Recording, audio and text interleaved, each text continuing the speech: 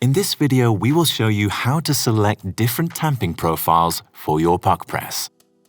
Start with holding the Set button for 5 seconds. P0 will appear on the display. Scroll through the tamping profiles by using the plus and minus button. You will find a sticker underneath your ground basket that shows you all your available tamping profiles. You can choose between Speedy, Precise, Soft, Hulk, and Single Tamp. Choose your desired tamping profile and confirm with the Set button. When it's set, the display will show the tamping pounds or kilograms. Let's tamp.